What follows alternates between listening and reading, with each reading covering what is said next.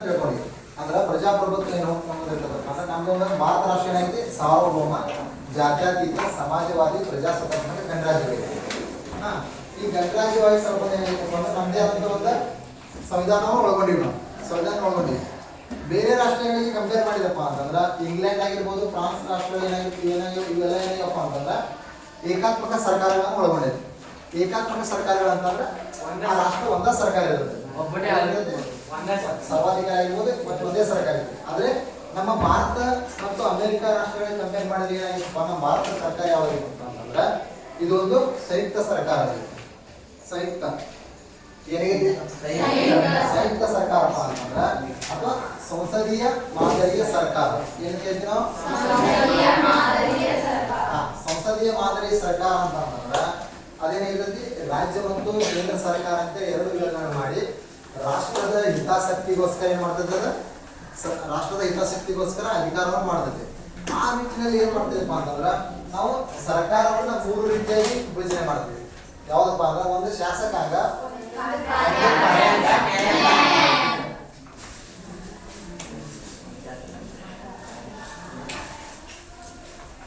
ಬಾಯ್ ಮಾಡಿ ಬೆಳವಣಿಗೆ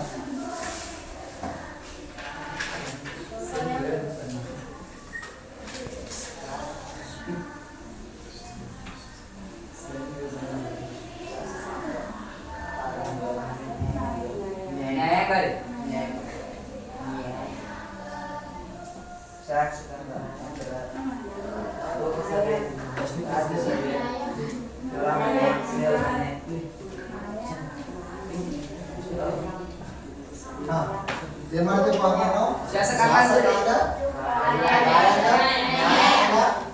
ಈ ರೀತಿ 3 ವಿಭಾಗಗಳನ್ನು ಮಾಡಿಸಿಂದ ರಾಷ್ಟ್ರದ ಹಿತಾಸಕ್ತಿಗೋಸ್ಕರ ನಾವು ಅಧಿಕಾರವನ್ನು ಮಾಡ್ತೀವಿ. ಇದೇ ರೀತಿ ಏನ್ ಮಾಡ್ತೀವಪ್ಪ ಅಂದ್ರೆ ನಾವು ಮುಂದವ್ರದ್ದು ಏನ್ ಮಾಡ್ತೀವಿ, ಇದನ್ನ ಏನ್ ಮಾಡ್ತೀವಿ, ಇದನ್ನ ಕೇಂದ್ರ ಶಾಸಕಾಂಗ ಅಂತ ಹೇಳ್ತೀವಿ. ನಾವು ಏನಂತ ಹೇಳ್ತೀವಿ,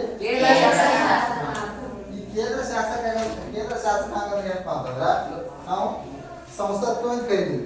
ಏನಂತ ಕರಿತೀವಿ, ಸಂಸತ್ತು ಅಂತ ಕರಿತೀವಿ. ಸಂಸತ್ ಅಂದ್ರೆ ಏನಪ್ಪಾ ಅಂತಂದ್ರ ಇಲ್ಲಿ ದ್ವಿಸದನ ಸರ್ಕಾರ ಪದ್ಧತಿ ಇರ್ತದೆ. ಇಲ್ಲಿ ಏನಿರ್ತೈತೆ ಇದರಲ್ಲಿ ಏನಾಗಿರಪ್ಪ ಒಂದು ರಾಜ್ಯಸಭೆ ಮತ್ತೊಂದು ಲೋಕಸಭೆ. ಕರೆಕ್ಟ್. ಒಂದು ರಾಜ್ಯಸಭೆ ಮತ್ತು ಲೋಕಸಭೆ. ನಾವು ಅಧಿಕಾರದ ದೃಷ್ಟಿಯಿಂದಾಗಿ ನಾವು ರಾಜ್ಯಸಭೆ ಮತ್ತು ಲೋಕಸಭೆ ಅಂತೇಳಿ ಎರಡು ಸರ್ಕಾರಗಳನ್ನು ಇದ್ರೊಳಗೆ ದ್ವಿಸದನ ಪದ್ಧತಿಯನ್ನು ಕಾಣ್ತೀವಿ ನಾವು. ಅದ್ರೊಳಗೆ ಫಸ್ಟ್ ಏನಪ್ಪಾ ಅಂತಂದ್ರೆ ರಾಜ್ಯಸಭೆ ಅಂತ ನೋಡ್ತೀವಿ. ಫಸ್ಟ್ ಕೇಂದ್ರ ಶಾಸಕಾಂಗ ಎಷ್ಟು ಹೇಳಿ ಮಾಡ್ತೀವಿ ನಾವು ಯಾವ್ಯಾವ ಲೋಕಸಭೆ ರಾಜ್ಯಸಭೆ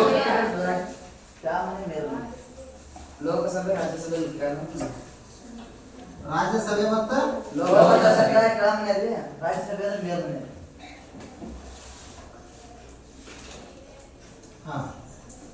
ಇದನ್ನೇನಪ್ಪ ಅಂತ ಕರಿತೀವಪ್ಪ ಅಂತಂದ್ರೆ ನಾವು ಇದನ್ನ ಮೇಲ್ಮನೆ ಅಂತ ಕರಿತೀವಿ. ರಾಜ್ಯಸಭೆಯನ್ನ ಏನಂತ ಕರಿತೀವಿ, ಮೇಲ್ಮನೆ ಅಂತ ಕರಿತೀವಿ. ಯಾಕಪ್ಪ ಅಂತಂದ್ರೆ ಇದು ಇಲ್ಲಿ ಪ್ರತ್ಯಕ್ಷವಾಗಿ ಅಥವಾ ಇದು ಇಲ್ಲಿ ಪರೋಕ್ಷವಾಗಿ ಚುನಾವಣೆ ನಡೀತೈತಿ. ಅಂದ್ರ ನಮ್ಮ ಪ್ರತಿನಿಧಿಗಳನ್ನ ನಾವು ನೇರವಾಗಿ ಆಯ್ಕೆ ಮಾಡಂಗಿಲ್ಲ. ಇಲ್ಲೇನ್ ನಡೀತೈತಿ, ಇಲ್ಲಿ ಏನಾಗುತ್ತೆ ಪರೋಕ್ಷವಾಗಿ ನಡೀತದೆ ಚುನಾವಣೆ. ಇದು ಯಾವ ಆಗಿರ್ತಪ್ಪ ಅಂದ್ರೆ ಹಿರಿಯರ ಸದನ ಆಗಿರ್ತದೆ. ಏನಾಗಿರ್ತದೆ, ಹಿರಿಯರ ಸದನ ಆಗಿರ್ತದೆ. ಇಲ್ಲಿ ಪರೋಕ್ಷವಾಗಿ ಚುನಾವಣೆ ನಡೀತದೆ. ಏನ್ ನಡೀತೈತಿ, ಪರೋಕ್ಷವಾಗಿ ಚುನಾವಣೆ ನಡೀತದೆ. ಇಲ್ಲಿ ಇರ್ತಕ್ಕಂತಹ ಸದಸ್ಯರ ಸಂಖ್ಯೆ ಎಷ್ಟಾಗಿರ್ತದಪ್ಪ ಅಂತಂದ್ರ 250. ಎಷ್ಟ ಮೈನಸ್ 12 ಎಷ್ಟಾತ 238. ಇಷ್ಟುಗಳನ್ನ ರಾಜ್ಯ ಕೇಂದ್ರ ವಿವಿಧ ಸ್ಥಳದಿಂದ ಆಯ್ಕೆ ಮಾಡ್ತಾರ. ಇನ್ನು 12 ಸದಸ್ಯರ ಅವ್ರನ್ನ ರಾಷ್ಟ್ರಪತಿಗಳ ನೇಮಕ ಮಾಡ್ತಾರ. ಏನ್ ಮಾಡ್ತಾರ, ರಾಷ್ಟ್ರಪತಿಗಳ ನೇಮಕ ಮಾಡ್ತಾರ. ಎಷ್ಟು ಜನ ನೇಮಕ ಮಾಡ್ತಾರ ರಾಷ್ಟ್ರಪತಿಗಳ 12 ಜನನ ರಾಷ್ಟ್ರಪತಿಗಳ ನೇಮಕ ಮಾಡ್ತಾರ. ಅವ್ರು ಯಾರು 250 ಜನ ಸದಸ್ಯರು. ಇಲ್ಲಿ ಒಟ್ಟು ರಾಜ್ಯಸಭೆಯ ಸದಸ್ಯರ ಸಂಖ್ಯೆ ಎಷ್ಟು, 250. ಇದ್ರೊಳಗೆ ಏನ್ ಮಾಡ್ತಾರ ರಾಜ್ಯ ಕೇಂದ್ರ ಮತ್ತು ರಾಜ್ಯ ಸರ್ಕಾರದಿಂದ ರಾಜ್ಯದಿಂದ ನೇಮಕ ಆಗ್ತಕ್ಕಂಥ ಸಂಖ್ಯೆಗಳು ಎಷ್ಟು 38 ಆಗ್ತದ. ಇನ್ನು 12 ಜನ ಸದಸ್ಯರು ಏನ್ ಮಾಡ್ತಾರಪ್ಪ ಅಂತಂದ್ರೆ ಆಯ್ಕೆ ಮಾಡ್ತಾರ ರಾಷ್ಟ್ರಪತಿಗಳ ನಾಮ ನಿರ್ದೇಶನ ಮಾಡ್ತಾರೆ. ಅವ್ರ ಕಲೆ ಮತ್ತು ಸಾಹಿತ್ಯ ಇತರೆ ಕ್ಷೇತ್ರದಿಂದ ಆಧಾರವಾಗಿರ್ತದೆ.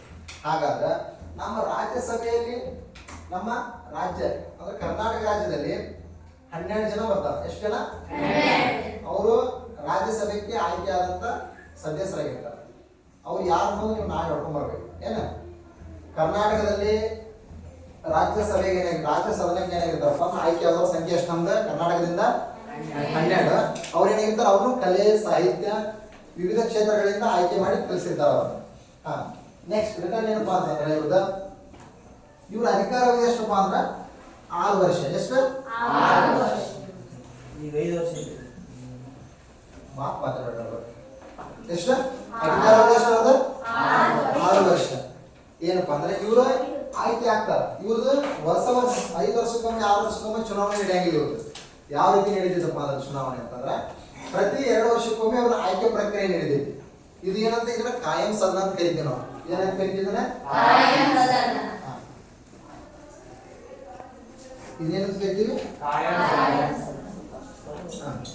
ಕಾಯಂ ಸದನ ಅಂತ ಕರಿತೀವಿ. ಯಾಕಪ್ಪ ಅಂತಂದ್ರ ಇದು ಪ್ರತಿ ವರ್ಷನೂ ಇದಕ್ಕೆ ಯಾವುದೇ ರೀತಿ ಚುನಾವಣೆ ನಡೆಯಂಗಿಲ್ಲ. ಪ್ರತಿ 2 ವರ್ಷಕ್ಕೊಮ್ಮೆ ಏನ್ ಮಾಡ್ತಾರಪ್ಪ ಇಂತಿಷ್ಟ ಸದಸ್ಯರನ್ನ ಆಯ್ಕೆ ಮಾಡ್ತಾರೆ. ಎಷ್ಟ? ಇಂತಿಷ್ಟ ಸದಸ್ಯರು ಅಂತ ಇರ್ತಾರ. 1/3 ಈ ರೂಪದಲ್ಲಿ ಏನ್ ಮಾಡ್ತಾರ ಪ್ರತಿ 2 ವರ್ಷಕ್ಕೊಮ್ಮೆ ಸದಸ್ಯರನ್ನ ಆಯ್ಕೆ ಮಾಡ್ತಿರ್ತಾರೆ.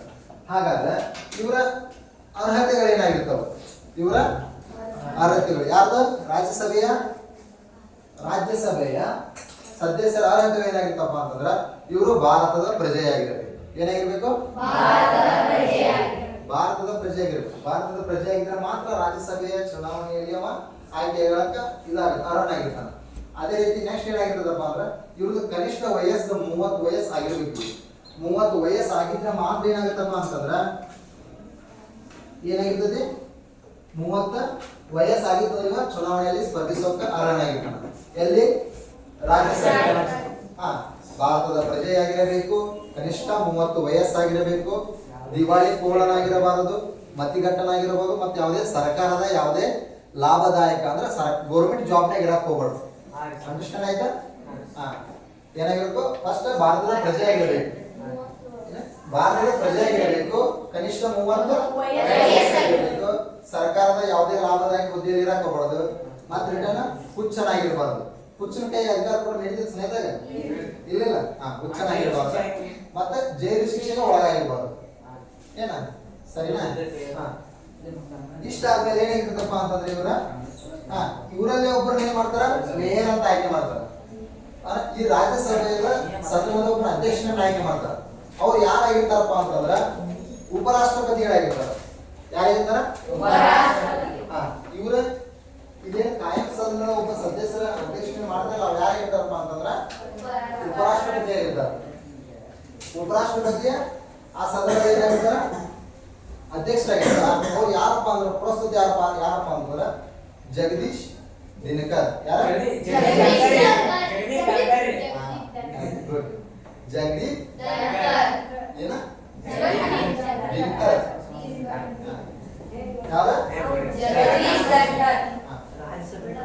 ಸರಿ, ಇದು ಏನಾಗಿರ್ತದಪ್ಪ? ಇಷ್ಟು ರಾಜ್ಯಸಭೆಯ ಒಳಗಿರ್ತದೆ.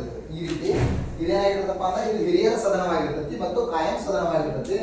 ಇಲ್ಲಿ ಸದಸ್ಯರ ಸಂಖ್ಯೆ ಎಷ್ಟು ಇರ್ತದಪ್ಪ ಅಂದ್ರೆ 250 ಜನ ಸದಸ್ಯರು ಇರ್ತಾರ. ಇವರ ಅಧಿಕಾರಾವಧಿ ಎಷ್ಟು ಇರ್ತೈತಿ? 6 ವರ್ಷ. ಪ್ರತಿ 2 ವರ್ಷಕ್ಕೊಮ್ಮೆ 1/3 ಮೆಜಾರಿಟಿ 1/3 ವರ್ಷದ ಪ್ರಕಾರ ಇವ್ರನ್ನ ಆಯ್ಕೆ ಮಾಡ್ತಾರ. ಪ್ರತಿ ಏನಾಗಿರ್ತೈತಿ? ಕಾಯಂ ಸದನ ಅಂತ ಹೇಳಿದೆ. ಇವ್ರ ವಯಸ್ಸು ಎಷ್ಟಾಗಿರ್ತೈತಿ?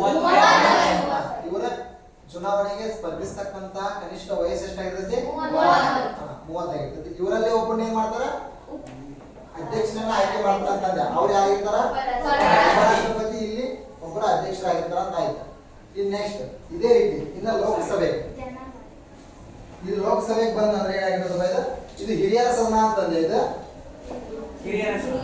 ಅಲ್ಲ, ಇದು ಜನತಾ ಸದನ. ಯಾವ್ದು? ಜನತಾ ಸದನ. ಭಾರತೀಯ ಜನತಾ ಪಾರ್ಟಿ.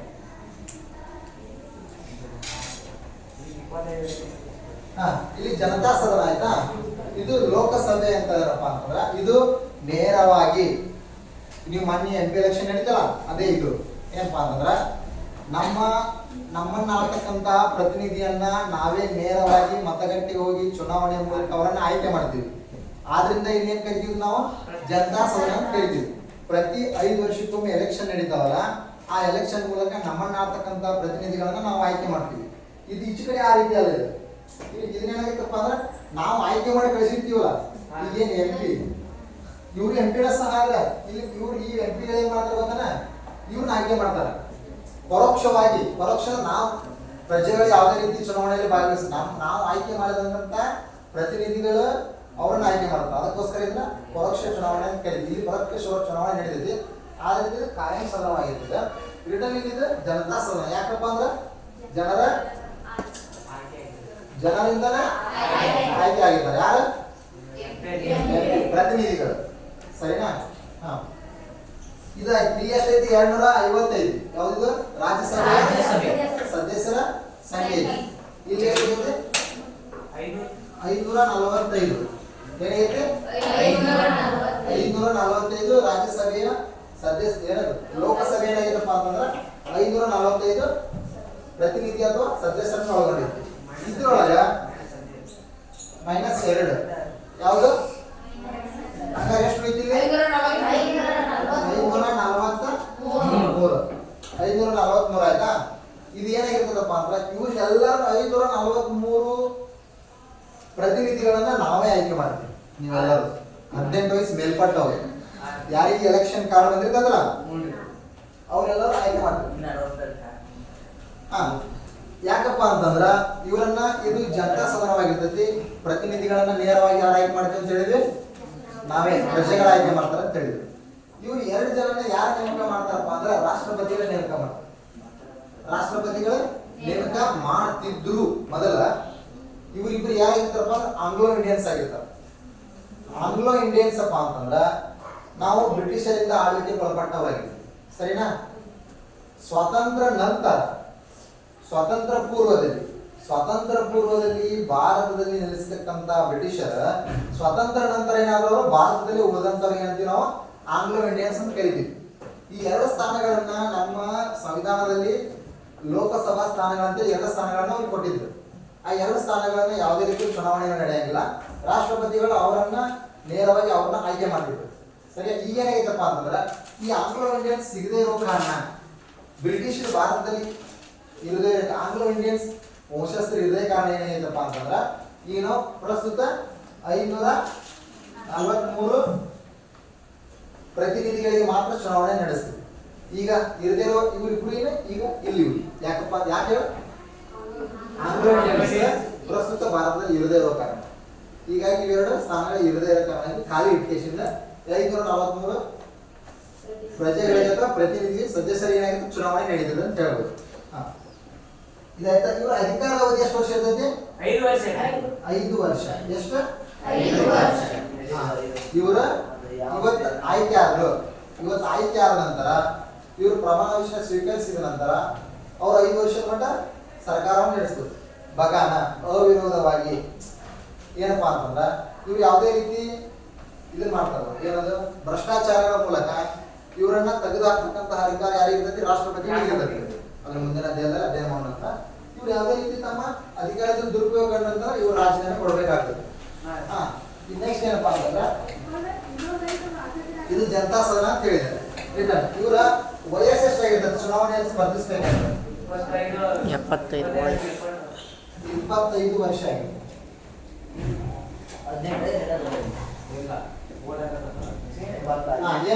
ಮತದಾನ ಮಾಡಕ 18 ವರ್ಷ ಆಗಿರ್ಬೇಕು.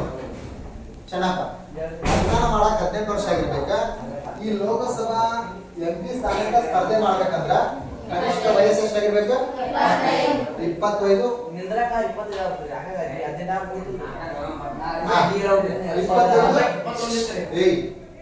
25 ವಯಸ್ಸಾಗಿರ್ಬೇಕು. ಯಾರಿಗೆ? MP ಗಳಿಗೆ. ಏನ ಲೋಕಸಭಾ ಸದಸ್ಯರಿಗೆ ಎಷ್ಟಾಗಿರ್ಬೇಕು? ವಯಸ್ಸಾಗಿರ್ಬೇಕ? ಇವರನ್ನ ನೇರವಾಗಿ ನಾವೇ ಆಯ್ಕೆ ಮಾಡ್ತೀವಿ ಅಂತ ಹೇಳ್ಬೋದು. ಹಾಗಾದ್ರೆ ಇವರ ಅರ್ಹತೆ ಏನಾಗಿತ್ತಪ್ಪ ಅಂದ್ರೆ ಭಾರತದ ಪ್ರಜೆ ಆಗಿರ್ಬೇಕ. ಇವರು ಸೇಮ್ ಇವ್ರು ಏನ್ ಹೇಳ್ತಾರೆ, ಭಾರತದ ಪ್ರಜೆ ಆಗಿರ್ಬೇಕು, ಕನಿಷ್ಠ ವಯಸ್ಸು ಎಷ್ಟಾಗಿರ್ಬೇಕು? 25 ವಯಸ್ಸಾಗಿರ್ಬೇಕ, ಭಾರತದ ಪ್ರಜೆ ಆಗಿರ್ಬೇಕು, ಯಾವುದೇ ಲಾಭದಾಯಕ ಅಂದ್ರೆ ಸರ್ಕಾರಿ ನೌಕರಿಯಲ್ಲಿ ಇರಕ್ ಹೋಗ್ಬಾರ್ದು, ದಿವಾಳಿ ತೋರಣ ಆಗಿರ್ಬಾರ್ದು, ದಿವಾಳಿ ತೋರಣ ಅಂದ್ರೆ ಜೈಲು ಶಿಕ್ಷೆ ಒಳಗಾಗಿರ್ಬಾರ್ದು, ಹುಚ್ಚನಾಗಿರ್ಬಾರ್ದು ಅಥವಾ ಮತಗಟ್ಟವನಾಗಿರ್ಬಾರ್ದು. ಈ ರೀತಿ ನಾವು ರಾಜ್ಯಸಭೆ ಮತ್ತು ಲೋಕಸಭೆಯ ರಚನೆ ಬಗ್ಗೆ ನೋಡ್ಬೇಕು. ಈ ರಾಜ್ಯಸಭೆಗೆ ರಚನೆಗೆ ಅವಕಾಶ ಮಾಡಿಕೊಟ್ಟ ವಿಧಿಯ ಸಂಖ್ಯೆ ಎಷ್ಟು, ಲೋಕಸಭೆಗೆ ರಚನೆಗೆ ಅವಕಾಶ ಮಾಡಿಕೊಟ್ಟ ಸಭೆ ವಿಧಿ ಎಷ್ಟು ಅಂದ್ರೆ ಸಂಸತ್ತು ಕೇಂದ್ರ ಶಾಸಕಾಂಗ ಅಂದೇವಲ್ಲ, ಈ ಸಂಸತ್ತಿಗೆ ರಚನೆಗೆ ಮಾಡಿಕೊಟ್ಟ ವಿಧಿ ಸಂಖ್ಯೆ ಎಷ್ಟಪ್ಪ ಅಂತಂದ್ರ ಇದು ಸಂಸತ್ತಿಗೆ ಸಂಬಂಧಪಟ್ಟಂಗೆ 79ನೇ ವಿಧಿ ರಚನೆಗೆ ಅವಕಾಶ ಮಾಡಿಕೊಡೋದು 79ನೇ ವಿಧಿ. ಇದು ರಾಜ್ಯಸಭೆಗೆ ಸಂಬಂಧಪಟ್ಟಾಗ 80ನೇ ವಿಧಿ ಅವಕಾಶ ಮಾಡಿಕೊಡೋದು. ಎಷ್ಟನೇ ವಿಧಿ? ಹಾಗಾದ್ರ ಲೋಕಸಭೆಗೆ 81ನೇ ವಿಧಿ. ಈ ವಿಧಿಗಳ ಸಂವಿಧಾನದ ಪುಸ್ತಕದಲ್ಲಿ ಈ ವಿಧಿ ಬಗ್ಗೆ ನಾವು ಅಧ್ಯಯನ ಮಾಡಕ್ ಹೋದ್ರೆ ಇವ್ರ ಬಗ್ಗೆ ಹೇಳ್ತದೆ. ಏನ 79ನೇ ವಿಧಿ ಎದ್ರ ಬಗ್ಗೆ ಹೇಳ್ತದೆ? ಕೇಂದ್ರ ಶಾಸಕಾಂಗ ಅಂದ್ರೆ ಸಂಸತ್ತು. ಏನಂತ ಹೇಳ್ತೀವಿ ನಾವು?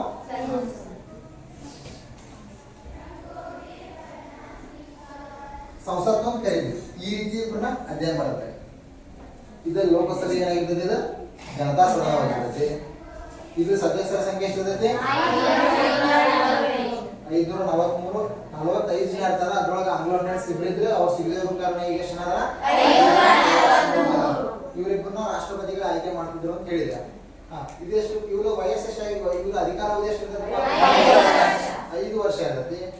ಇವ್ರದ್ದು 25 ಅಂದ್ರೆ ಭಾರತ ಪ್ರಜೆ ಆಗಿರ್ಬೇಕು, ಕನಿಷ್ಠ ವಯಸ್ಸು ಎಷ್ಟಾಗಿರ್ಬೇಕು?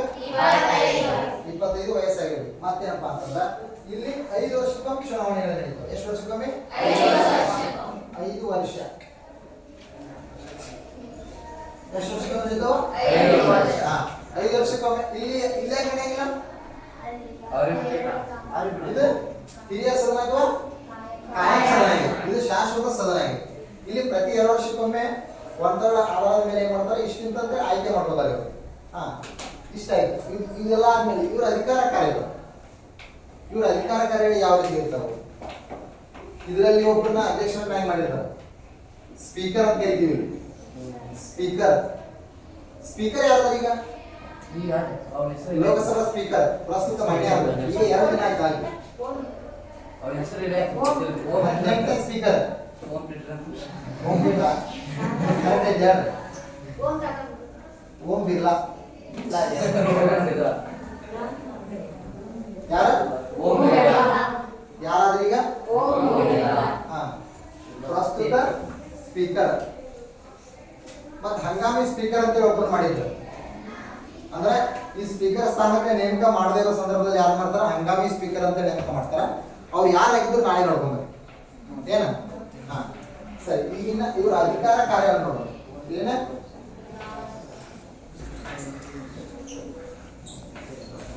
ಅಧಿಕಾರ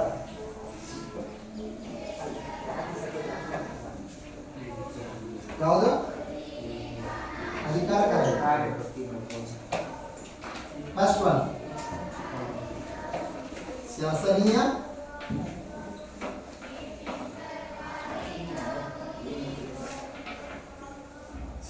ಕಾರ್ಯ. ಶಾಸನೀಯ ಕಾರ್ಯಗಳಪ್ಪ ಅಂತಂದ್ರ ಇವರು ರಾಜ್ಯಸಭೆ ಮತ್ತು ಲೋಕಸಭೆ ಅಲ್ಲಿ ಏನಾಗಿರ್ತದಪ್ಪ ಅಂತಂದ್ರ ಶಾಸನವನ್ನ ಹೊರಡಿಸ್ಬೇಕಪ್ಪ ಅಂತಂದ್ರ 2 ಸದನಗಳ ಒಪ್ಪಿಗೆ ಬೇಕು. ಏನಾಗಬೇಕ? 2 ಸದನಗಳ ಒಪ್ಪಿಗೆ ಬೇಕು. ಆದ್ರೆ ಲೋಕಸಭೆಯನ್ನ ಈ ಲೋಕಸಭೆಯಲ್ಲಿ ಮಾತ್ರ ಈ ಶಾಸನ ಯಾವ ಇರ್ತಾವ ಇವು ಹಣಕಾಸಿನ ಮಸೂದೆಗಳಿಗೆ ಸಂಬಂಧಪಟ್ಟಂತ ಪ್ರತಿಯೊಂದು ಶಾಸನ ಎಲ್ಲಿ ಮಂಡಿಸ್ತಾರಪ್ಪ ಅಂತಂದ್ರೆ ಲೋಕಸಭೆಯಲ್ಲಿ ಮಂಡಿಸ್ತಾರ. ಎಲ್ಲಿ ಮಂಡಿಸ್ತಾರ? ಲೋಕಸಭೆ. ಇದೊಂದು ಲೋಕಸಭೆ, ಇದು ರಾಜ್ಯಸಭೆ ಅಂತ ತಿಳ್ಕೊಳ್ಳಿ ಅಷ್ಟ. ಏನ ಅಂಡರ್ಸ್ಟ್ಯಾಂಡ್? ಹಣಕಾಸಿಗೆ ಸಂಬಂಧಪಟ್ಟಂತ ಪ್ರತಿಯೊಂದು ಮಸೂದೆಗಳನ್ನ ಲೋಕಸಭೆಯಲ್ಲಿ ಮಂಡಿಸ್ತಾರ. ಇದು ರಾಜ್ಯಸಭೆ ಆಗಿದೆ.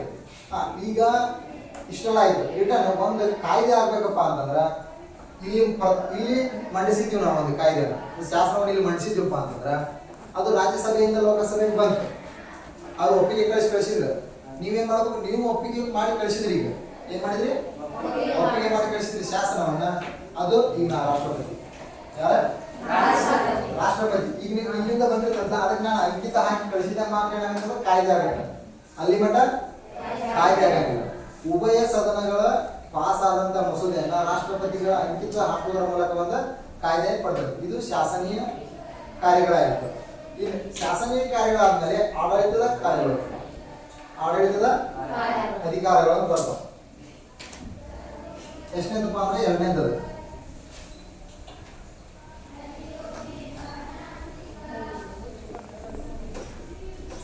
ಆಡಳಿತ ಅಧಿಕಾರಗಳಂತ. ಆಡಳಿತ ಅಧಿಕಾರ ಏನಪ್ಪಾ ಅಂತಂದ್ರ ಇಲ್ಲಿ ಅಂಡರ್ಸ್ಟ್ಯಾಂಡ್ ಆಡಳಿತ ಅಧಿಕಾರ ಇದು ಎಲ್ಲ ಏನಾಗಿರ್ತತಿ ಲೋಕಸಭೆ. ಲೋಕಸಭೆ ಏನಪ್ಪಾ ಅಂದ್ರೆ ಇದು ಮಂತ್ರಿ ಮಂಡಳ ಆಗಿರ್ತತಿ. ಏನಾಗಿರ್ತತಿ ಮಂತ್ರಿ ಮಂಡಳ ಆಗಿರ್ತತಿ. ಆಡಳಿತವನ್ನ ನೋಡ್ಕೋಬೇಕಾಗಿದ್ದು ಹೊರೆ ಯಾರಾಗಿರ್ತತಿ ಮಂತ್ರಿ ಮಂಡಳದ ಆಗಿರ್ತತಿ. ಏನಪ್ಪಾ ಅಂತಂದ್ರ ನಾಮಕವಾಗಿ ಅಂದ್ರೆ ಹೆಸರಿಗೆ ಮಾತ್ರ ರಾಷ್ಟ್ರಪತಿಯವರ ಅಧಿಕಾರವನ್ನ ನೋಡ್ಕೋಬೇಕಾಗಿದ್ರು ನೈಜ ಕಾರ್ಯ ಯಾವ್ದು ಇರ್ತದಪ್ಪ ಅಂತಂದ್ರ ಮಂತ್ರಿ ಮಂಡಳ ಮತ್ತು ಅವನ ಮಂತ್ರಿ ಮಂಡಳ ಆಗಿರ್ತದೆ. ಅದಕ್ಕಾಗೋಸ್ಕರ ಪ್ರತಿಯೊಂದು ಸರ್ಕಾರದ ಅಧಿಕಾರಗಳನ್ನು ಯಾರು ನೋಡ್ಕೋತಿರ್ತಾರಪ್ಪ ಅಂತಂದ್ರ ಇವರು ಲೋಕಸಭೆಯಲ್ಲಿ ಇರ್ತಕ್ಕಂಥ ಸದಸ್ಯರು ನೋಡ್ಕೋತಿರ್ತಾರೆ. ಅವು ಖಾತೆಗಳ ಹಂಚಿಕೆ ಆಗಿರ್ಬೋದು, ಪ್ರತಿಯೊಂದು ಖಾತೆಗಳ ಹಂಚಿಕೆ ಮಾಡೋದು ಮಂತ್ರಿ ಅಧಿಕಾರ ಇರ್ತದೆ. ಆ ಮಂತ್ರಿ ಅಧಿಕಾರದಿಂದ ಅವ ಇರ್ತಕ್ಕಂಥ ಅಧಿಕಾರಕ್ಕೆ ಸಂಬಂಧಪಟ್ಟಂತ ಆಡಳಿತವನ್ನು ಮಾಡ್ತಕ್ಕಂಥ ಪ್ರತಿಯೊಬ್ಬರದ ಜವಾಬ್ದಾರಿ ಆಗಿರುತ್ತೆ. ಅಂಡರ್ಸ್ಟ್ಯಾಂಡ್ ಆಯ್ತಾ? ಇದೇ ಮಂತ್ರಿ ಮಂಡಲಕ್ಕೆ ಸಂಬಂಧಪಟ್ಟಿರುತ್ತೆ ಆಡಳಿತ ಅಂದ್ರೆ. ರಾಷ್ಟ್ರಪತಿಯವರು ಇರ್ತಾರ, ಅವ್ರು ಕೈತಳಿ ಇದ್ದಂಥವ್ರೆಲ್ಲರೇ ಮಾತ್ರ ಅಧಿಕಾರ. ಉದಾಹರಣೆ ಏನಪ್ಪಾ ಅಂದ್ರೆ ನೀವು ಪ್ರಿನ್ಸಿಪಲ್ ಇದ್ದಾರೆ, ಹೆಡ್ ಮಾಸ್ಟರ್ ಅದಾರಿಲ್ಲ, ಅವರು ಪ್ರತಿಯೊಂದು ಕೆಲಸವನ್ನು ಮಾಡೋಕ್ಕಾಗಲ್ಲ. ಮಾಡ್ತಾನೆ ಅವರ ಹಿಂದಿ ಇಂಗ್ಲೀಷ್ ಹೊಸ ಸಬ್ಜೆಕ್ಟ್ ಹೋದಾರಣ, ಅವರ ತಾಯಿಗಿರ್ತಕ್ಕಂಥ ಟೀಚರ್ಸ್ ಅದಾರಿಲ್ಲ, ಪ್ರತಿಯೊಂದು ಕೆಲಸವನ್ನು ನೋಡೋದಾರಿಲ್ಲ. ಅದೇ ರೀತಿ ಅವರು ರಾಷ್ಟ್ರಪತಿ ಇದ್ದಂಥ ಅಧಿಕಾರಿಗಳನ್ನ ಮಂತ್ರಿ ಮಂಡಲದವ್ರು ನೋಡ್ಕೋಬೇಕಿರ್ತಾರೆ. ಅಂಡರ್ಸ್ಟ್ಯಾಂಡ್ ಆಯ್ತಾ? ಈಗ ನೆಕ್ಸ್ಟ್ ಹಣಕಾಸಿನ ಅಧಿಕಾರಗಳು ಯಾವುದು?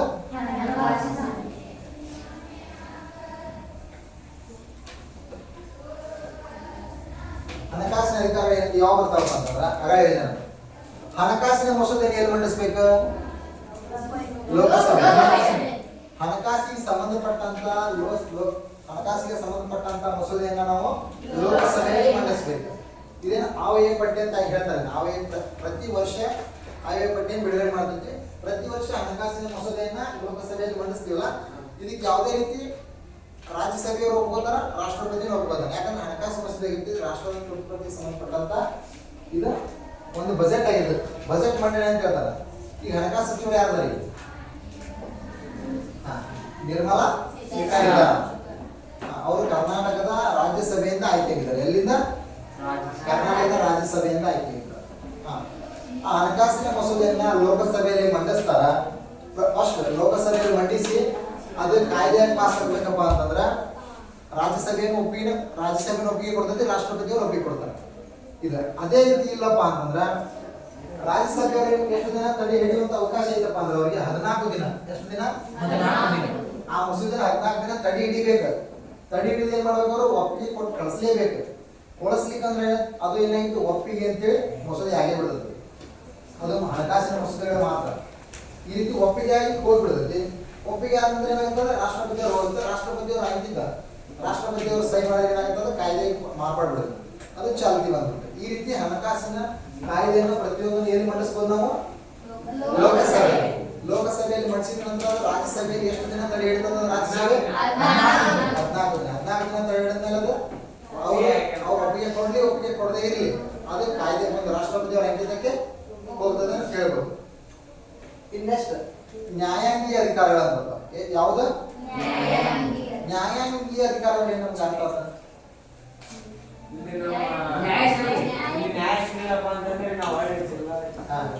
ನ್ಯಾಯಾಂಗೀಯ ಅಧಿಕಾರಪ್ಪ ಅಂತಂದ್ರ ಎರಡು ಸದನಗಳಿಗೆ ಏನಂತ ಕರಿತೀವಿ ನಾವು? ಉಭಯ ಸದನಗಳಂತ ಹೇಳ್ತೀವಿ.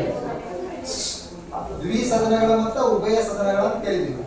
ಈ ಲೋಕಸಭೆ ಮತ್ತು ರಾಜ್ಯಸಭೆಯ ಸದಸ್ಯರು ಏನ್ ಮಾಡಿರ್ತಾರಪ್ಪ ಅಂತಂದ್ರ ಲೋಕಸಭೆ ಮತ್ತು ರಾಜ್ಯಸಭೆ ಸದಸ್ಯರು ಏನ್ ಮಾಡ್ತಾರಪ್ಪ ಅಂತಂದ್ರ ರಾಷ್ಟ್ರಪತಿಯವರನ್ನ ಅಧಿಕಾರದಿಂದ ತೆಗೆದು ಹಾಕ್ತಕ್ಕಂತ ಶಕ್ತಿ ಇರ್ತದೆ ಯಾರಿಗೆ?